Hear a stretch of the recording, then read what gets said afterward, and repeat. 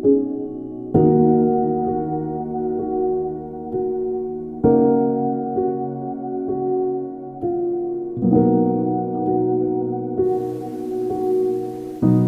perkenalkan dulu, nama Mbak siapa? Nama saya Bu Misem, Nama panjangnya? ya Misem Muheni. Oke. Pekerjaan Mbak sekarang jadi apa? ART rumah tangga biasa, beres-beres, masak, terus ya sambil jagain anak gitu aja udah. Lalu kerja di keluarga ini udah berapa lama? Udah lebih dari 25 tahun kayaknya, hitung dari tahun 93. Nah itu bagaimana Mbak bisa tahun 93 ke keluarga sini? Dari masih kecil ikut bapaknya dulu, terus ikut anak-anaknya. Terus tahun 94 sampai 98 nikah, udah itu berhenti. Tahun 2000 punya anak satu, udah berjalan bahagia lah, senang. Nah terus tahun 2002 suaminya meninggal.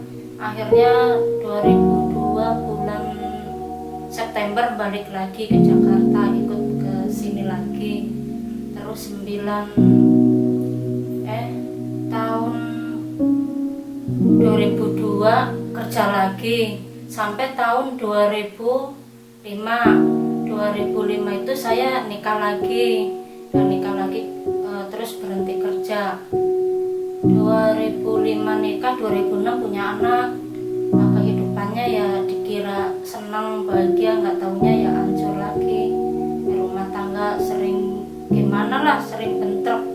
Akhirnya saya ikutin ke Pemalang waktu bayi masih sekitar umur 8 bulanan.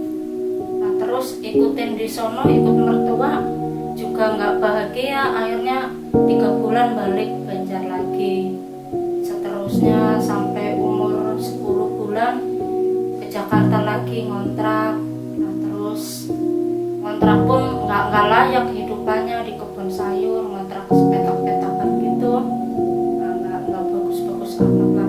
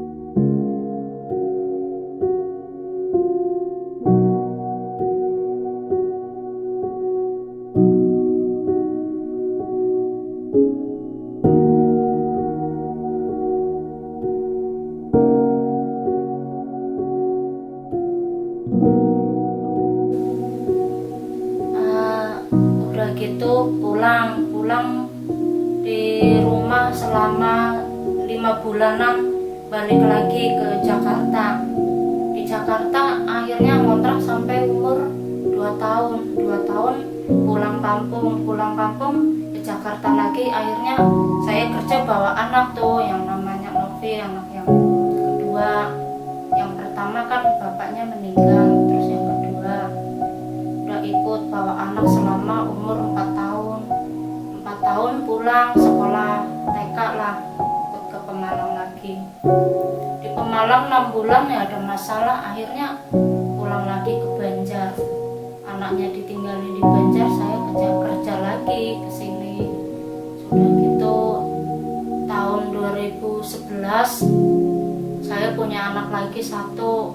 Kerja pun sambil bawa anak lagi. Akhirnya pas tahun 2015 udah mulai hancur tuh, suami saya mulai gak bener, dicurigai pun akhirnya gimana lah, namanya orang nakal kali ya, kembali nakal gitu. Anak saya yang udah mau beranjak remaja, maksudnya dikerjain gitulah, kayak apa namanya kata sekarang, dibuili, terus di apa namanya yang kayak seneng sama anak tiri begitu. Akhirnya ketahuan pas curiga tahun 2016 udah curiga terus, tapi makin maju. Tahun 2017 anak saya nikah kepaksa.